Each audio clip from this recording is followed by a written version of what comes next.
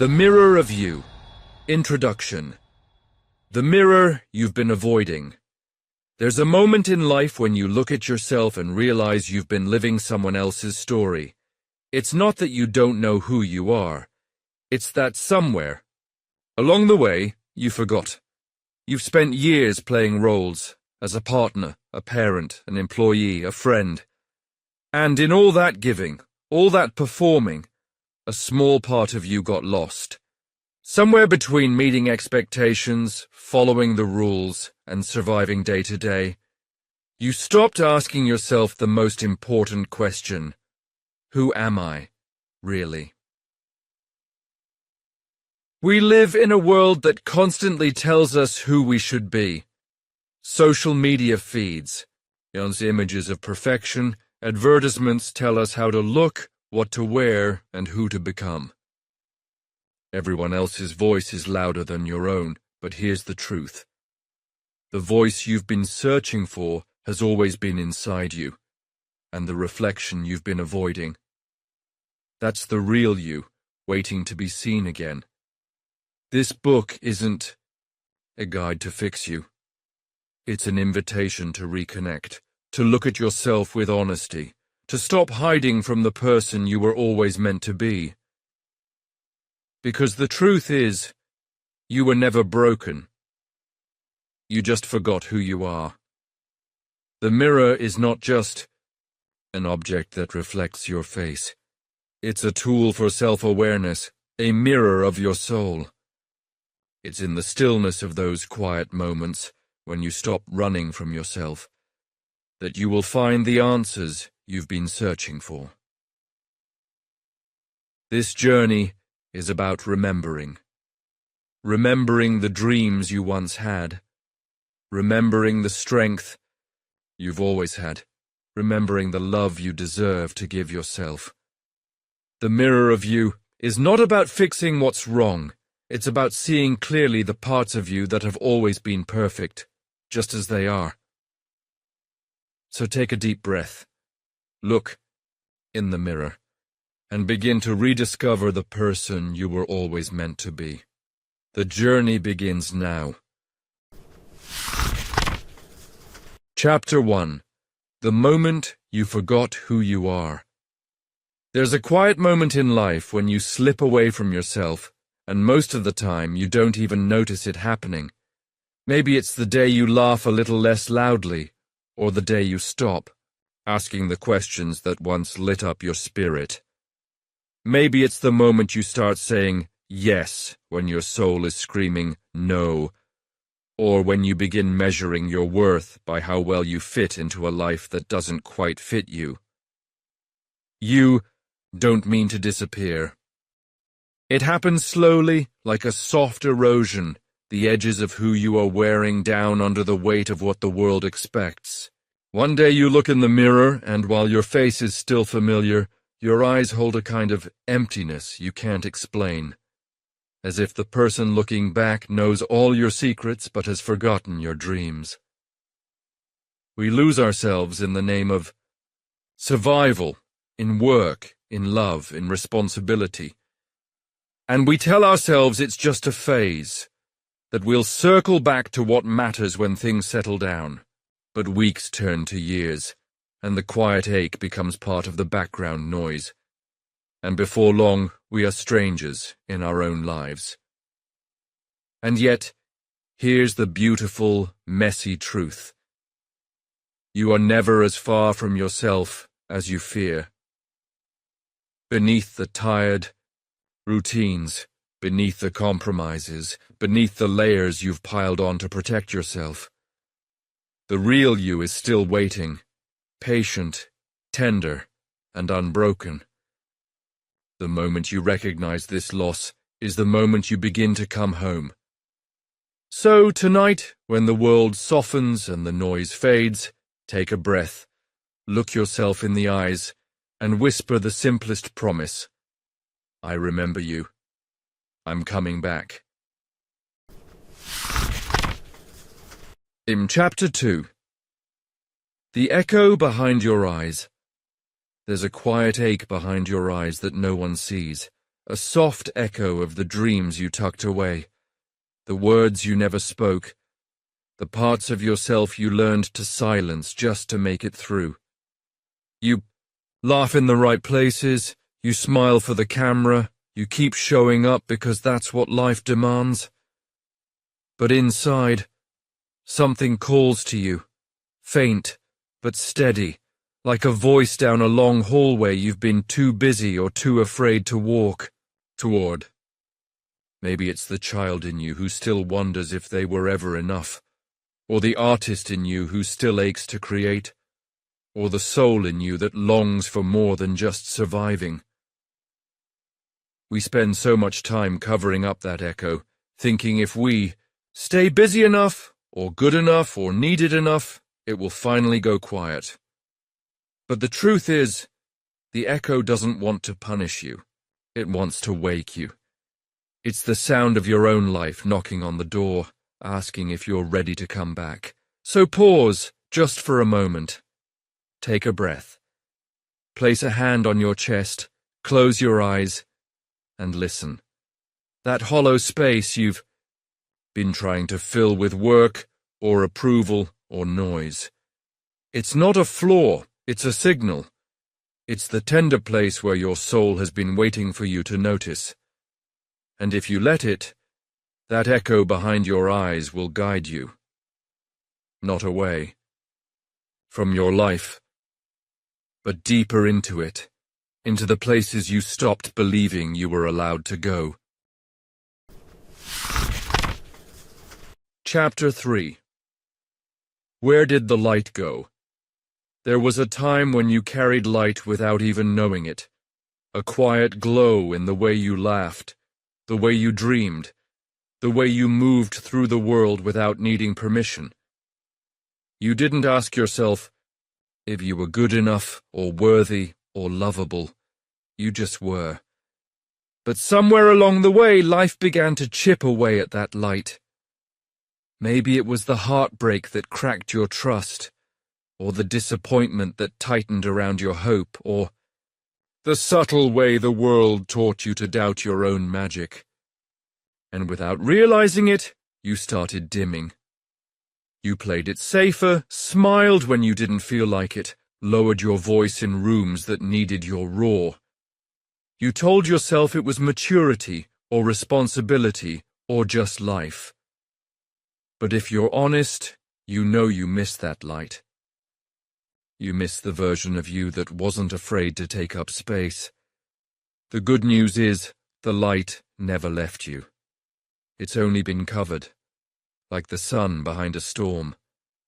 It's waiting, patient as ever, under the layers you put on to survive. And here's the invitation. You don't have to earn it back. You don't have to prove anything or fix yourself or hustle towards some imagined version of perfection. You only have to remember. Remember what made you feel alive, what made you laugh from your belly, what made you believe in something bigger than fear. The light is still there beneath the noise and the doubt, waiting for you to stop running and come home to it.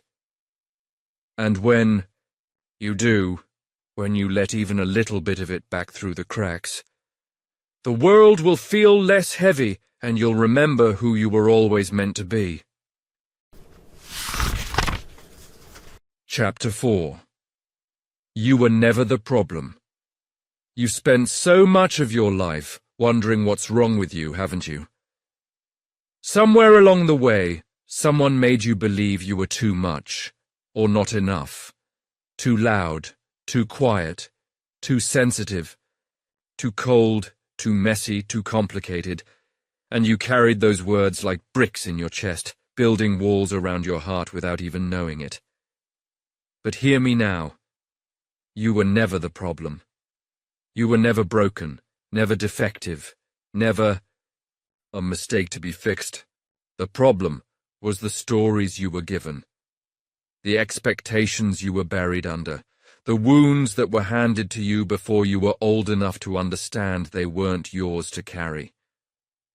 You learned to shrink so others could feel big, to silence yourself so others wouldn't feel uncomfortable, to mold yourself into shapes that were easier to love.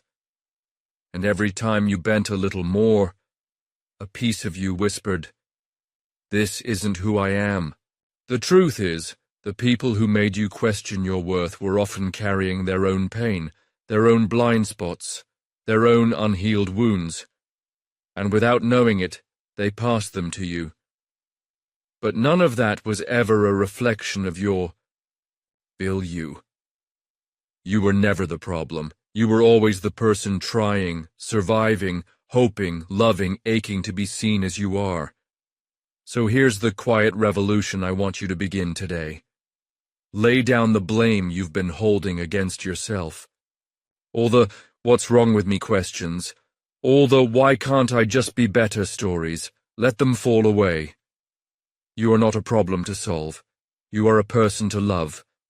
And you're allowed to take up space in this world exactly as you are, without apology, without explanation, without shrinking.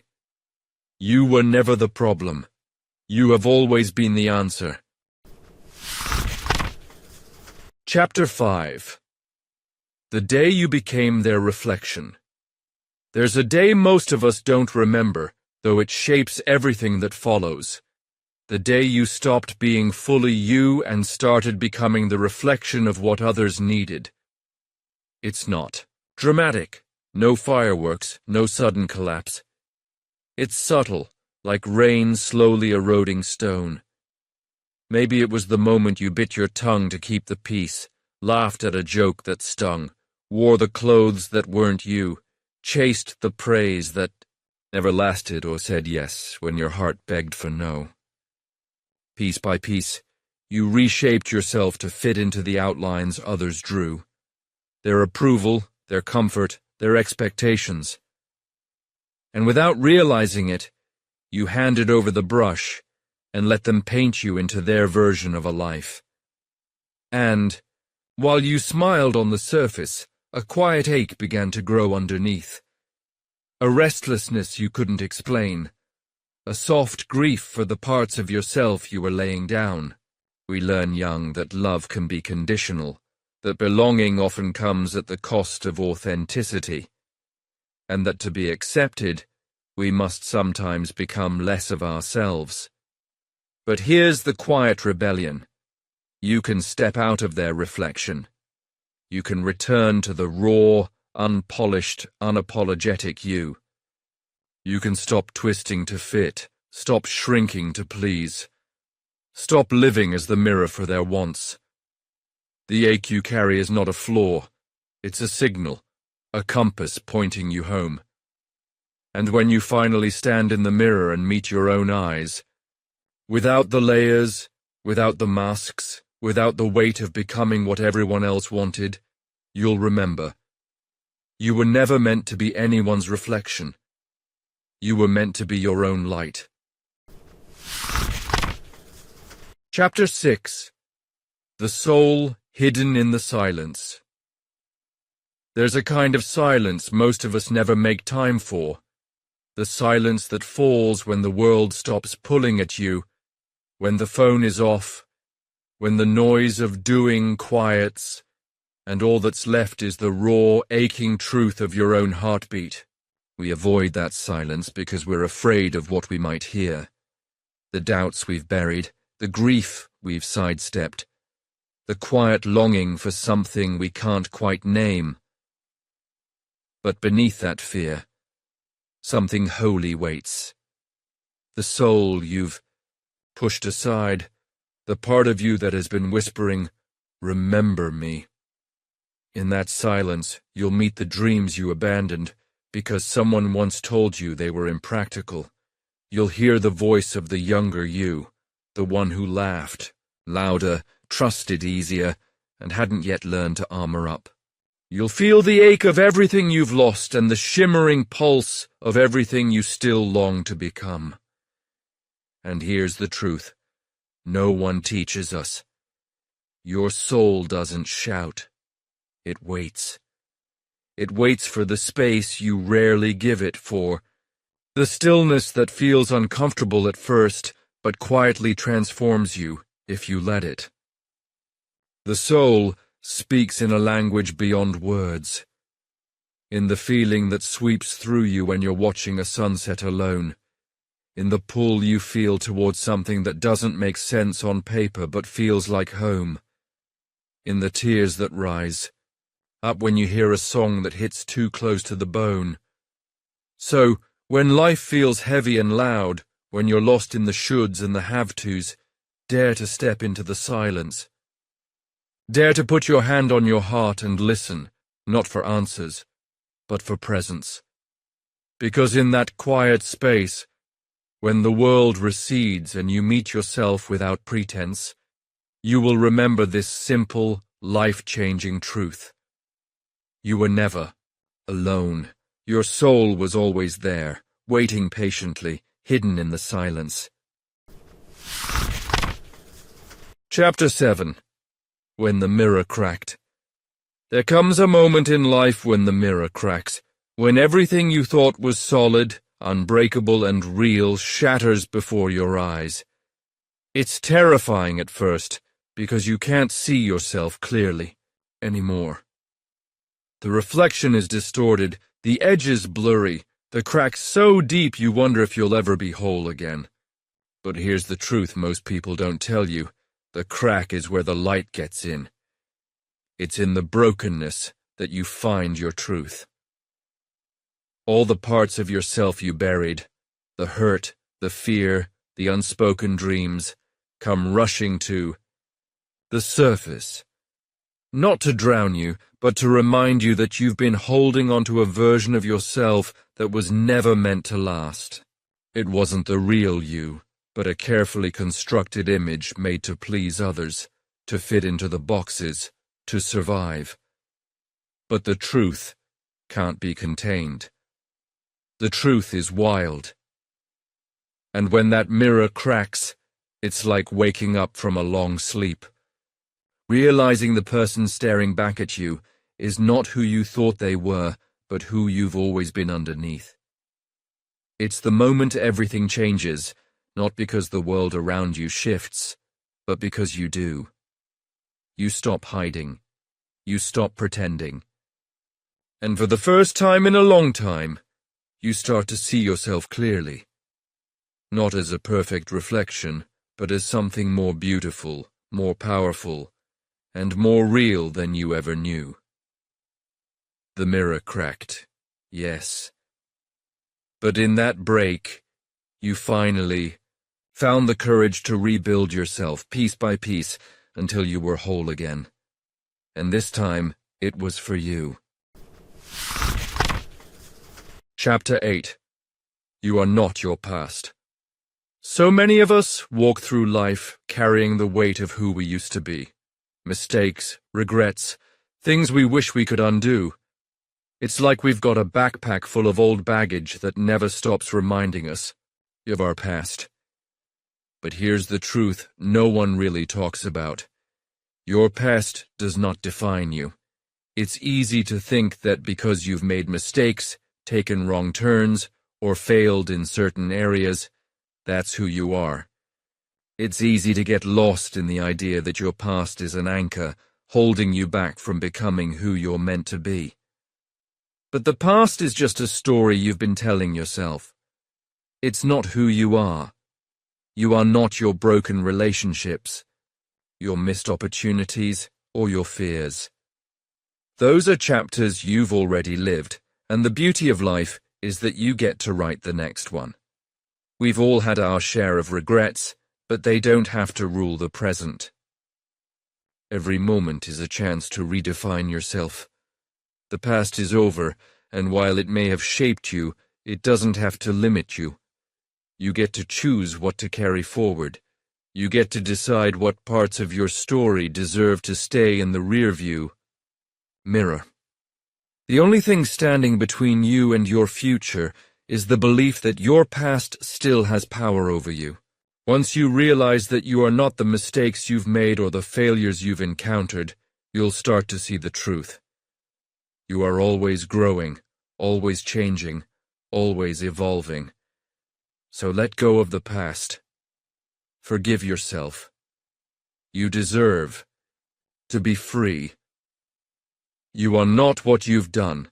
You are who you choose to be today, and today is a brand new opportunity to create a life that reflects the best of you, not the shadow of who you used to be. Chapter 9. The Stranger in the Glass. There comes a moment, sometimes out of nowhere, when you look in the mirror and feel like you're staring at a stranger. You don't recognize the face, the eyes, or the expression looking back at you. It's as if you've become someone else entirely.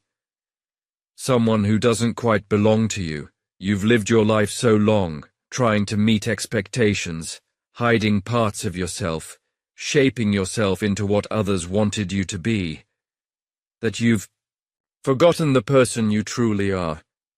Somewhere along the way, the reflection stopped being your own. You might find yourself asking, who am I? What happened to that dreamer, that fearless soul who once had a spark of life in their eyes? How did you become so disconnected from the person who used to wake up with hope and excitement, the person who believed in something greater than just getting by? The world doesn't stop for you to find your way back. It moves, it demands, it distracts. And you in the process lost sight of who you were meant to be. But here's the thing. You are still here, staring at the stranger in the glass. You haven't disappeared. You've just been hidden beneath layers of expectation, pain, and routine. It's time to remember that you are not the version of yourself that life and others have shaped you into. You are the person you were born to be, with all your quirks, your imperfections, your brilliance. And here's the hardest part. You have to face the stranger in the glass, acknowledge them, and start the work of reclaiming your truth. It's not easy. It requires honesty, courage, and a willingness to be vulnerable with yourself. But in doing so, you begin to peel away the mask that has covered your face for so long. Slowly, piece by piece, you will recognize the person staring back at you. The stranger will no longer be a stranger. They'll be you and the real you. And that is where everything begins to change. Chapter 10. Let the masks fall. We all wear masks. Every single one of us. In the world we live in, it's almost like we have no choice. The mask of the perfect employee, the mask of the perfect partner, the mask of someone who's always okay, even when you're not. For years you've convinced yourself that these masks are who you have to be to survive. You wear them so the world will accept you, love you, or at least leave you alone. But here's the painful truth that no one tells you. As long as you keep those masks on, you can never fully know who you are. You hide behind these layers, afraid to let your raw, unpolished self be seen. Because the world has taught you to believe that your true self isn't good enough. So, you play the part. But the real tragedy is this. While you're busy pretending, you lose touch with the person you were meant to be. You forget what it feels like to stand in your own truth, to be loved for exactly who you are, not who you pretend to be. But the key beauty of life is that you don't have to stay trapped in these roles. The moment you decide to let those masks fall, something powerful happens. It's uncomfortable, yes. It's vulnerable. But it's also the first step toward freedom. When you let your mask fall, you stop pretending. You stop hiding. You stop seeking validation from the world and start finding it within yourself. And suddenly, the world doesn't feel as heavy anymore. The people who truly see you, the ones who love you for who you are beneath it all, will step into your life, and those who don't well, they'll fall a ways, but that's okay. Because when you stand in your truth, you realize you don't need anyone's approval but your own. Let the masks fall. Let the real you rise. It's time to remember who you truly are. Chapter 11. The Eyes That See You. There's a kind of seeing that goes beyond what's visible on the surface. A seeing that looks past the outer layers, past the flaws we so often hide, and sees straight into the core of who we are. It's rare, almost sacred, this kind of seeing. People go their whole lives hoping to be seen this way, but most never find it. And here's the kicker. The eyes that truly see you have always been right there. They're your own. We spend our lives looking to others, waiting for their gaze, to validate our worth. We seek approval, acceptance, love, but what if the one pair of eyes you needed the most were the ones you never really looked into? We've been taught to fear our own reflection, to avoid the quiet truth that comes from staring into our own eyes and admitting, "This is me, unfiltered and imperfect, and I'm worthy of love." But when you finally look, really look, at the person staring back at you, something shifts. You stop searching for validation outside. You stop doubting your worth. Because the truth is, you've always been enough. It's not the approval of others that defines you, it's the way you see yourself that shapes your world. And when you look into your own eyes and finally see the person you've always been, you begin to understand you are not broken, you are not lost, you are whole, just as you are. The eyes that see you, the real you, are the ones that have been waiting for you to open them, to acknowledge the power and beauty that's been there all along.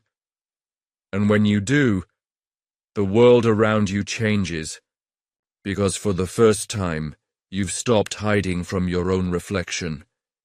You've stepped into the truth of who you really are. And that, my friend, is where everything begins. Chapter 12. Beauty in the Unfinished. We are taught to rush toward completion, to crave perfection, as if the final version of ourselves is where we'll find peace. But what if I told you that the beauty of your life doesn't lie in some distant destination? What if the beauty is in the unfinished parts, the moments when you're still becoming, still evolving, still figuring it out? Think of a painter standing in front of a canvas, brush in hand. The painting isn't finished yet. There are strokes of color everywhere, some bold and others faint, the edges undefined. To an outside eye, it may look like chaos, a mess of shapes and shades. But to the painter, this is the very heart of creation. Each stroke, each step, every layer of color adding depth and meaning. It's the process, the journey that gives the piece its soul. You too are a work in progress.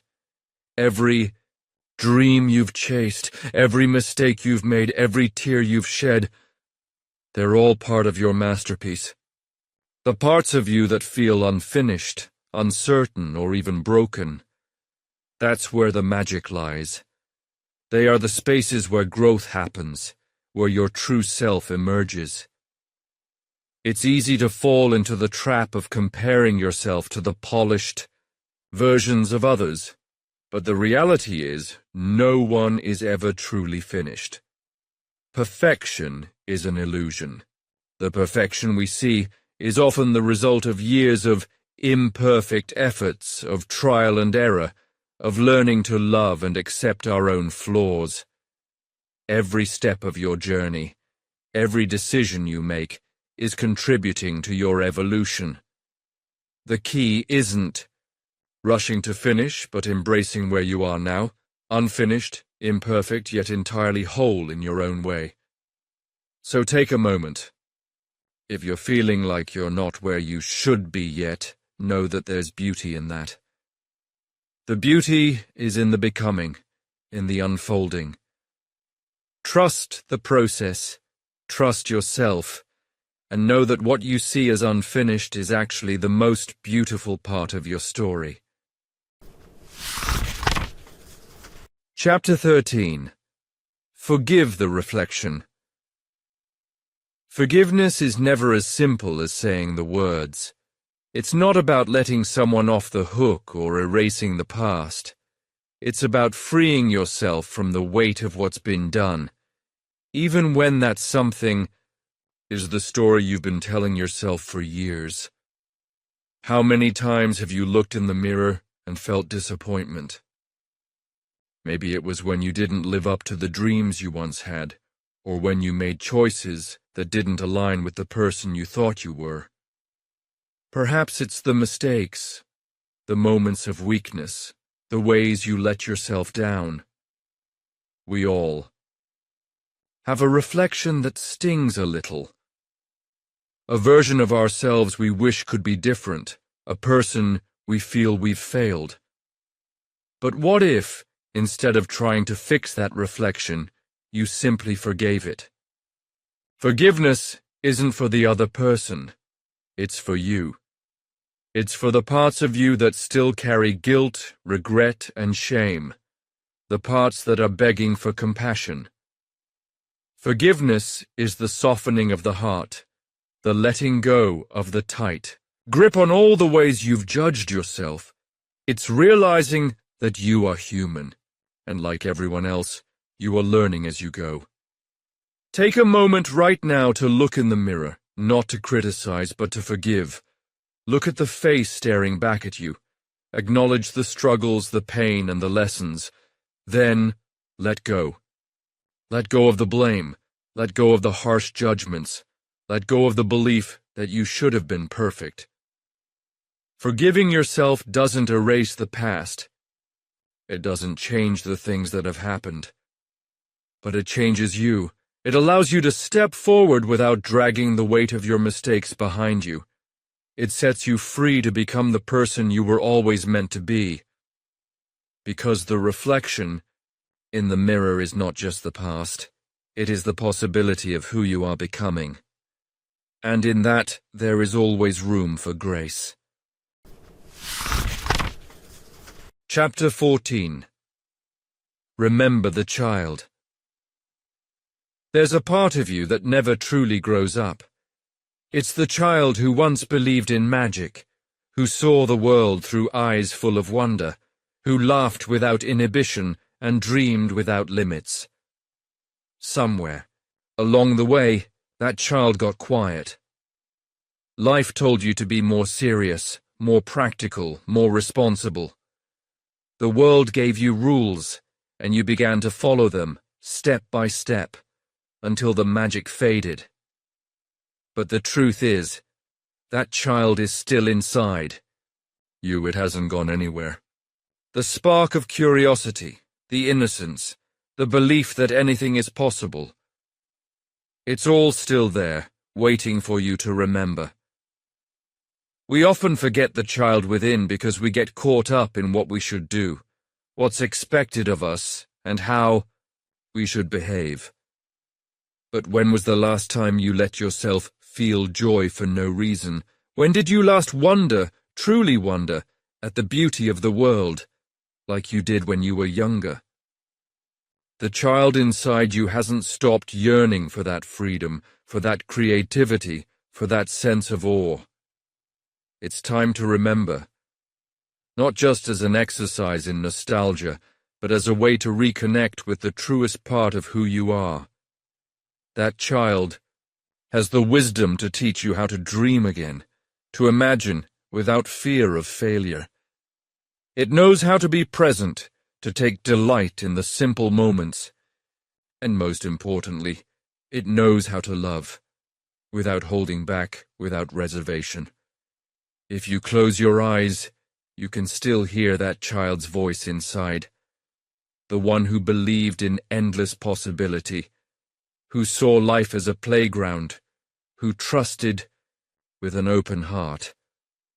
That child is waiting for you to come back, to reclaim the joy, the innocence, and the wonder that's still yours. So today, give yourself permission to remember the child. Laugh a little louder, dream a little wilder, be curious, and let yourself believe that the world is full of magic again. Chapter 15. You are the miracle you've been waiting for. We've all spent time looking outward, waiting for something or someone to change our lives. We wait for the perfect job, the perfect relationship, the perfect moment when everything falls into place. But what if the miracle you've been waiting for isn't out there somewhere? What if it's been inside you all along? You've always been the answer. You've always been the key, the love, the peace, the success you're looking for. It's not some distant dream. It's within you, quietly waiting to be seen, to be awakened. So many of us get caught in the cycle of, I'll be happy when the right person comes along, when I get that promotion, when I finally lose those extra pounds. But life doesn't start when those things happen. Life starts the moment you realize that you are enough, just as you are, with all your imperfections, all your mistakes, all your dreams still unfolding. The truth is, you are the miracle you've been waiting for. You are the one who can shift your own life. You have the power to change the way you think, the way you love, the way you see the world.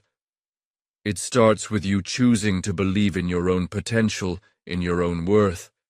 You've been waiting for life to show up for you, but what if you showed up for yourself? What if you decided that right now, in this moment, is enough? What if you stopped looking for something external to make you whole and started realizing that you already have everything you need? The shift happens when you decide to stop waiting for the miracle to come from somewhere else. The miracle is in your hands. It always has been. Take a deep breath and let that sink in. You are the miracle.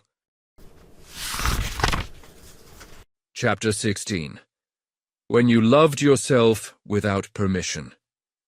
We are taught to seek permission from everyone. Our parents, our friends, our partners, even strangers. We ask for validation in the form of praise, approval, or a simple nod of acceptance. It's as if we've forgotten that the most powerful permission we can ever receive is from ourselves. Loving yourself without waiting for anyone else to approve is revolutionary. It's freeing, it's messy, and above all, it is real. For years you might have held back, wondering if it was okay to claim your worth without someone else's approval. Maybe you waited for the right moment, the right person, the right circumstances to give you the green light. But here's the truth that might hurt a little. No one else can give you permission to love yourself. Only you can do that.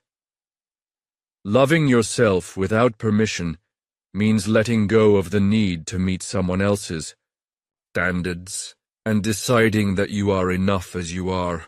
It means releasing the idea that love is something you must earn and embracing the radical truth that you were born worthy of love. It's not about arrogance or selfishness. It's about recognizing that if you can't love yourself fully, you'll always be searching for something outside you to fill that void.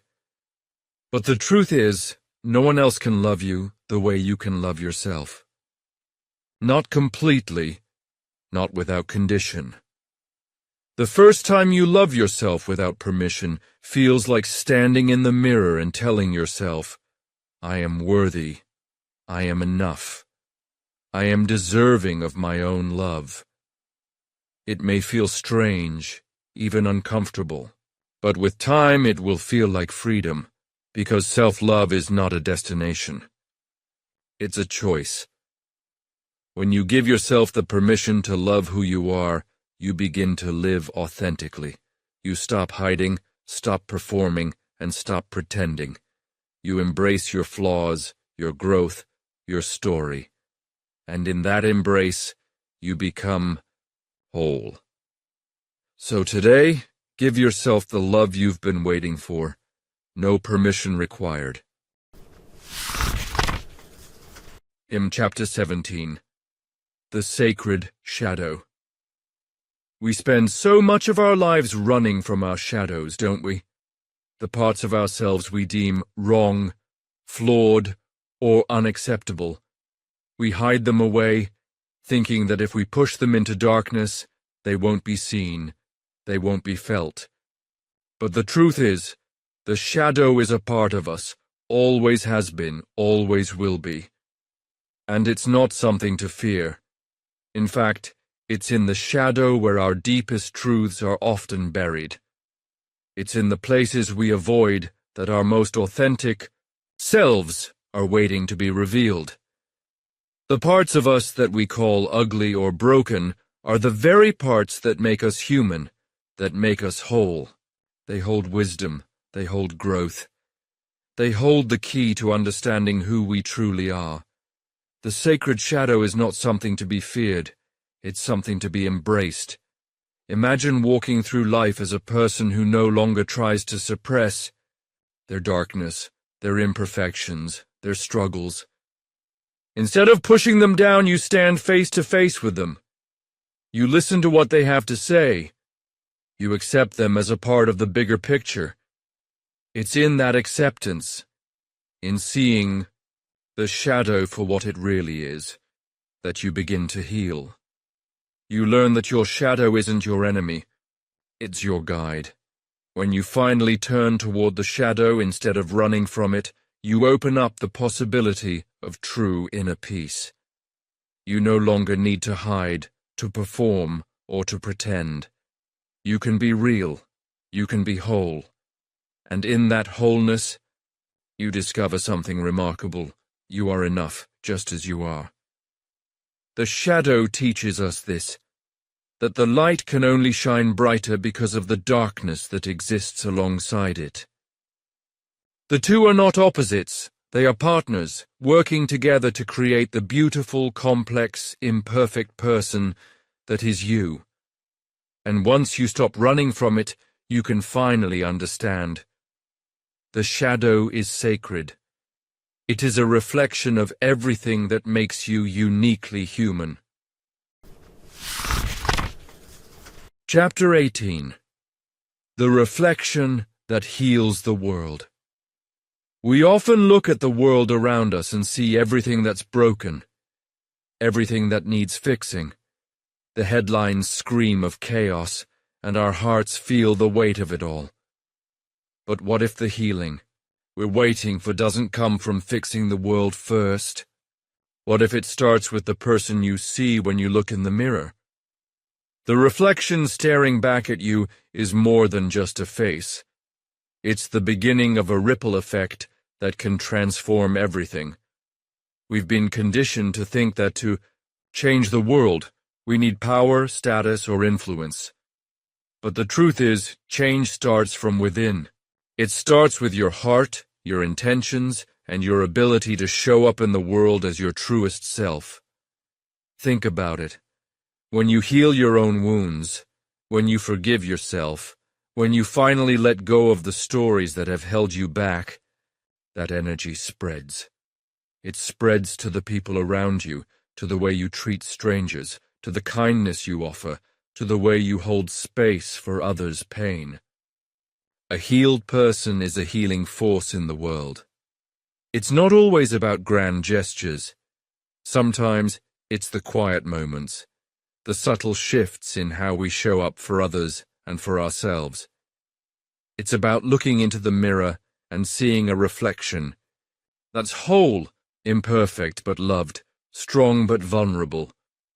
When you recognize your own worth, when you step into your power with authenticity, you give others permission to do the same. So when you start seeing yourself differently, with compassion, with understanding, with love, you don't just heal yourself, you start to heal the world around you. Every small act of kindness, every moment of self-acceptance, every breath of gratitude becomes a part of a collective healing. And that's how the world changes. You have the power to reflect love, to reflect understanding, to reflect peace. And in doing so, you become the change you wish to see. Because the world won't heal if we keep looking outside ourselves for the answer. The reflection that heals the world starts with the reflection in your own eyes. Chapter 19. The Mirror is Alive. Have you ever stopped to think about how alive the mirror really is? Not the glass you look into, but the reflection it holds. We've been taught to see the mirror as an object, something passive, just reflecting what's put in front of it. But if we're being honest, the mirror isn't just a surface, it's a mirror of your soul. It holds your truth, your fear, your joy, your struggle, even the parts of you that you've buried deep within. And when you stand before it, you're not just looking at your face. You're meeting everything that you are, all at once. There's a certain energy in that reflection, a pulse. It's not static. It's alive, breathing with possibility. Every glance holds a new chapter, a new emotion. The person you were yesterday may not be the same person you are today. The mirror is alive because you are alive, constantly evolving, constantly changing, shifting with every decision you make, every dream you chase, every heartbreak you endure. It's easy to forget that. It's easy to think of the reflection as something that just is, something that doesn't move or grow. But your reflection, like you, has a story, and it carries the weight of everything you've ever experienced. All your pain, all your love, all your moments of doubt and strength. It holds the essence of your humanity, waiting for you to see it, to acknowledge it, and to truly understand it. What if you stopped treating the mirror like a silent, lifeless object? What if you realized that the reflection staring back at you is not something you need to change, but something you need to understand? The mirror doesn't judge you. It doesn't hold grudges. It simply reflects the truth of who you are, a truth that is constantly evolving, constantly moving. When you start to see the mirror for what it really is, alive with the energy of your own becoming, you'll realize that it's not about fixing what you see. It's about embracing it, honoring it, and allowing yourself to grow. Chapter 20. The Mirror of You. There's a moment when everything changes. It's not a loud, dramatic shift, but a quiet awakening. A realization that everything you've been searching for was always right there, staring back at you in the mirror. The mirror, in its truest form, isn't just a reflection of your physical self. It's a reflection of your soul, your dreams, your fears, the parts of you that you've buried deep and the parts you've yet to discover. And when you truly look, when you stop running and face what's there, you see not just a person, but a universe of possibilities. You've been taught to look outside of yourself for validation, to find worth in achievements, in appearances, in what others think.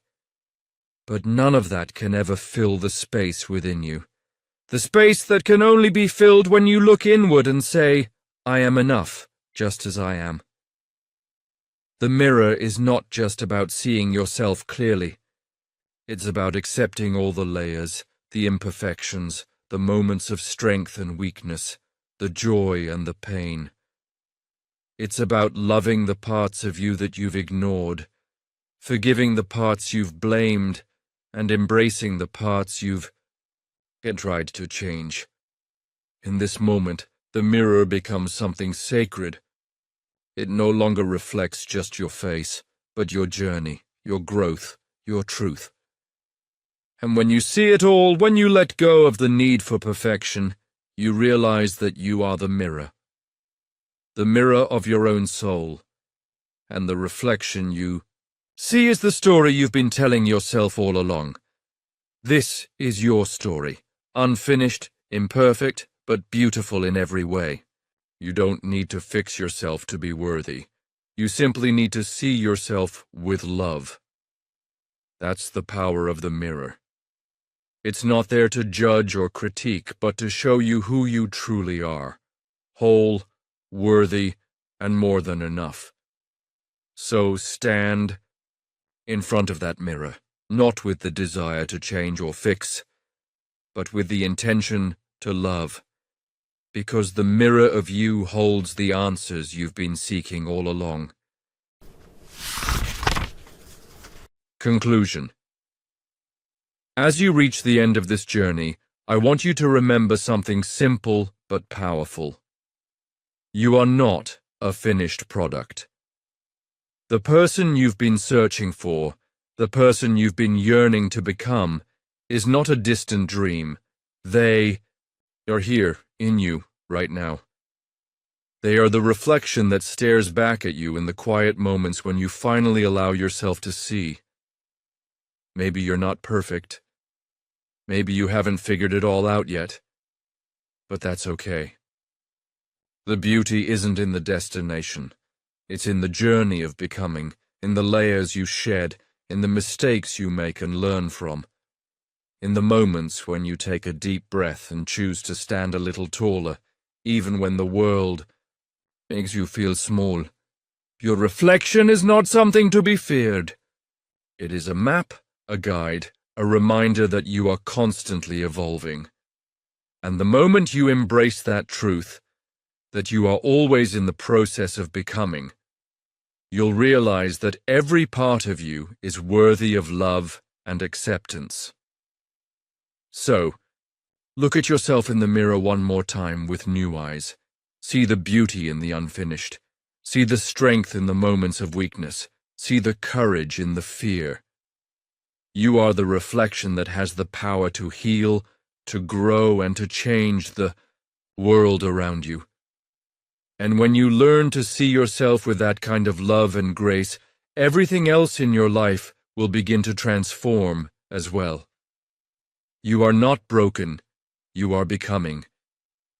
And that, my friend, is where the magic happens.